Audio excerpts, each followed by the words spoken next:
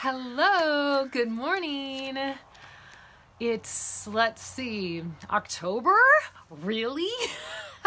Could it actually be October? I can hardly believe it.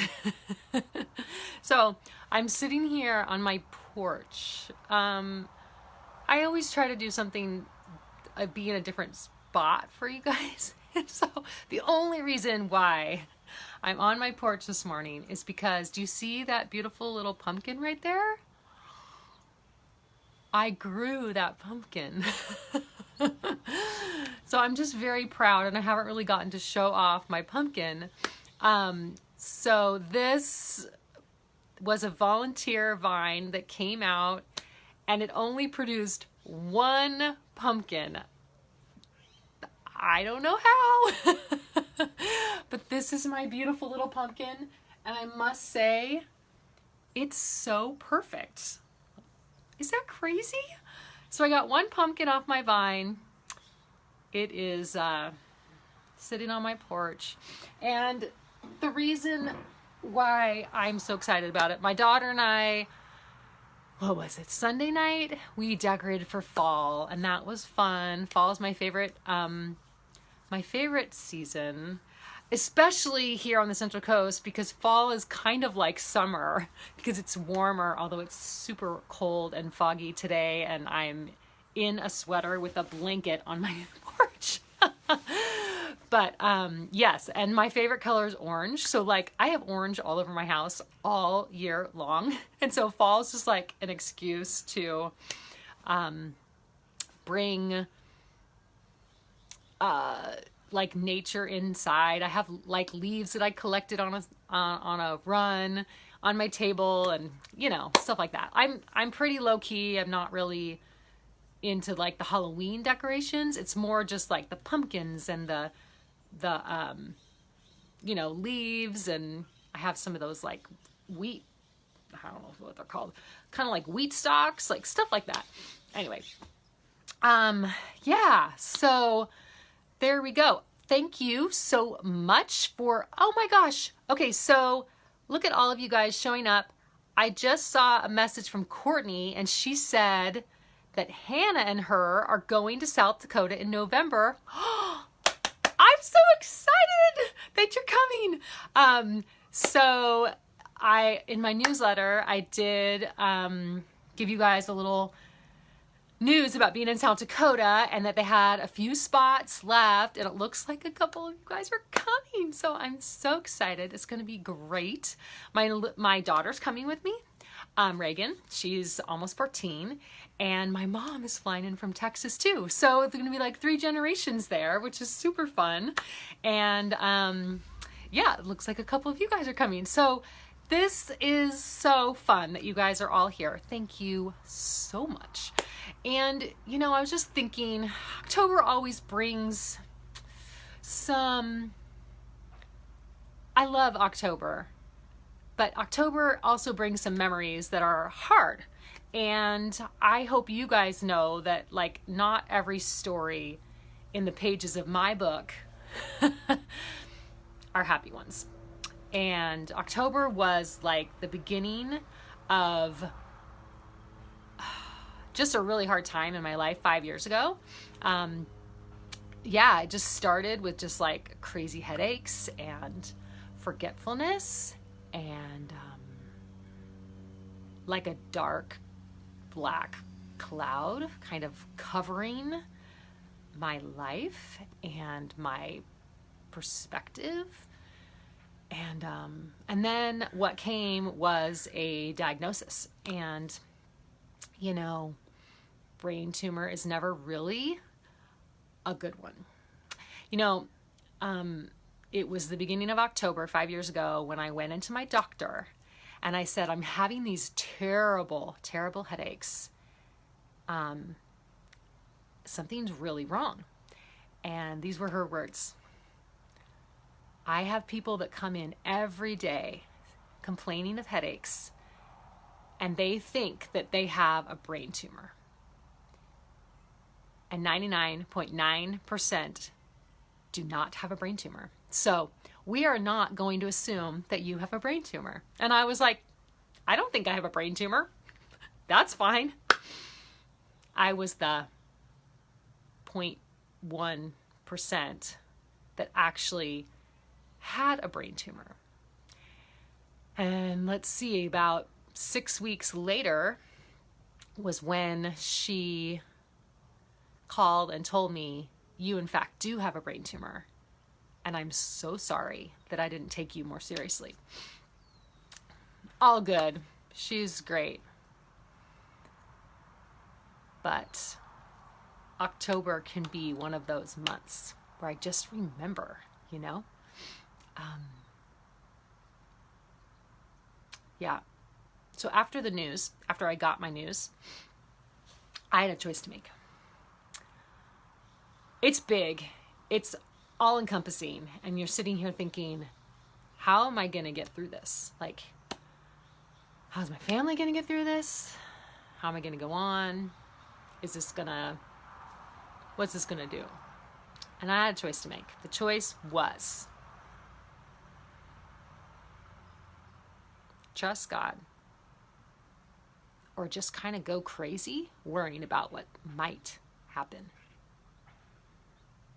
I had to just either give up the control or just keep chasing after it and trying to hold on for dear life. And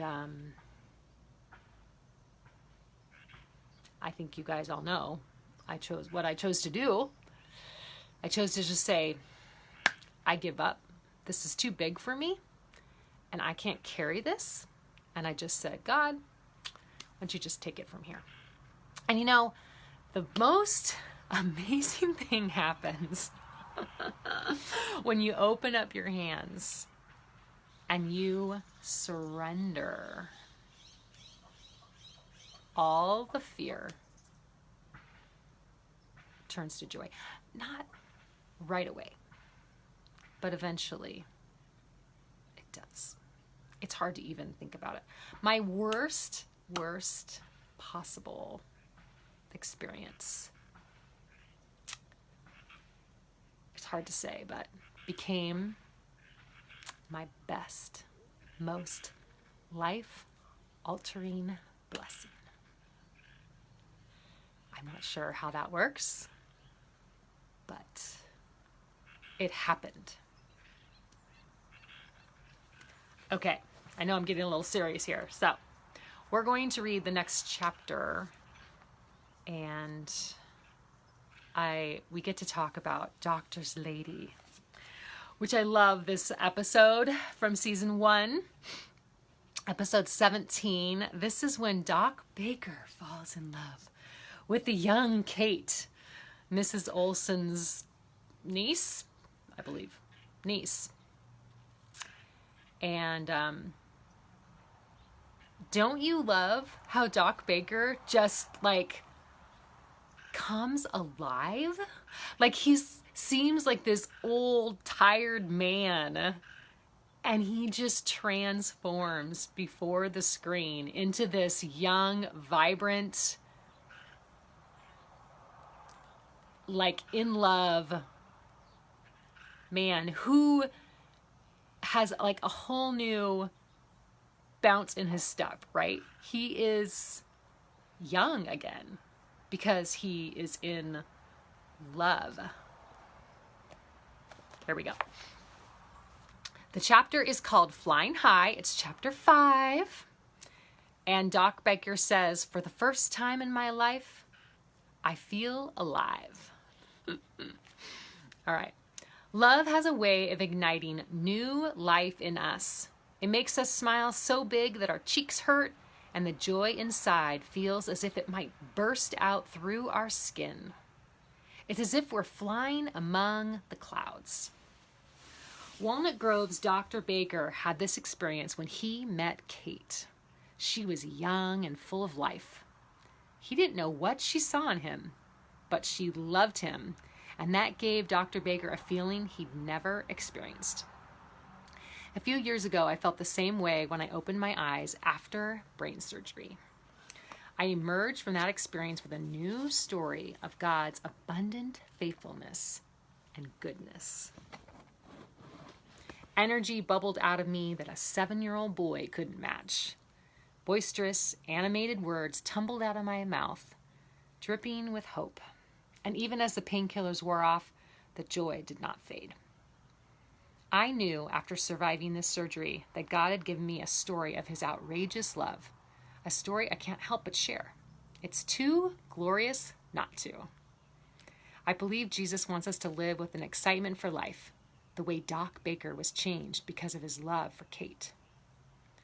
Years of loneliness often precede heart-awakening love. Health challenges are sometimes the stepping stones to unfathomable renewal. If you're in a difficult situation, keep seeking God through his word. He will strengthen you. And if you are flying in the clouds, thank God every day and tell someone how you got there. And the verse is from John 10:10, and it says, "A thief has only one thing in mind. He wants to steal, slaughter, and destroy. But I have come to give you everything in abundance. More than you expect. Life in its fullest until you overflow." And there's a couple questions. I can't even read.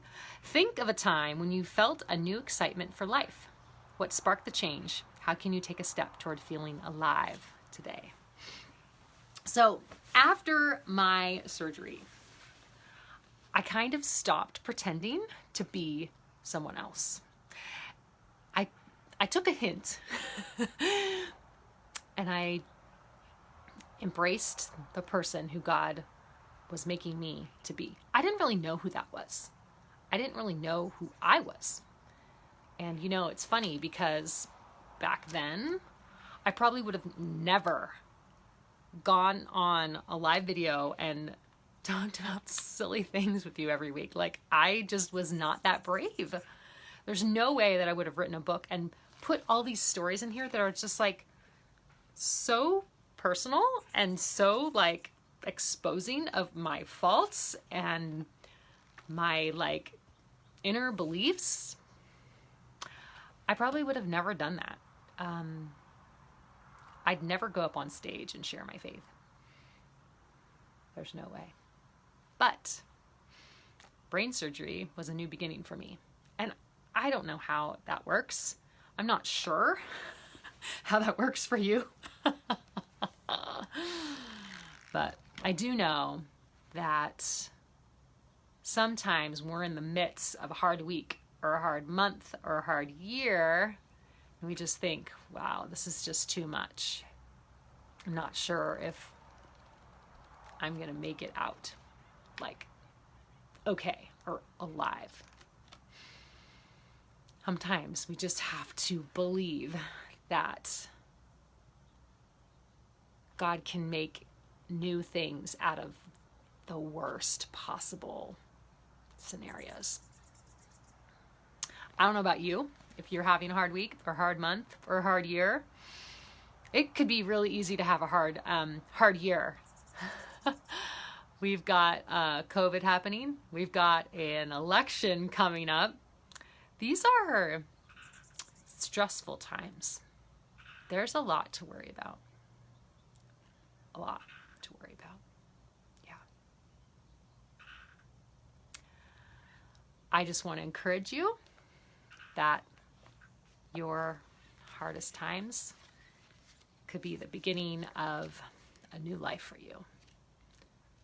For feeling alive with purpose. Just hang in there. Hang in there through the tough. And just open your eyes and wait and see what happens. See what God's going to do through those hard moments. Yeah. So, chapter 5 today. Hope you guys are good. I have something that I know I always say, and I'll pray for you guys. Hoping that you would maybe come alongside and pray for my mother-in-law today. She is in the hospital. She's been in there for 3 days, 3 nights now, I guess. And she's okay. She doesn't have COVID. She's going to be all right. But she's just in a lot of pain and a lot of discomfort. And we're just hoping she can come home today and not be in the hospital and feel a little more comfortable with her surroundings. So, yeah, that would be really amazing if you could just pray for her. Her name is Joette, and she is my lovely mother-in-law who I just love so much. And yeah, that'd be great. So I hope you have a really great week. Thanks for joining me today. I know I got a little more serious than I normally do, but some weeks are like that. So happy fall. Have a wonderful, wonderful week, and I will see you next time. Thank you so much for joining me today. There's so many of you. Thank you so much, and talk to you soon. Okay, bye.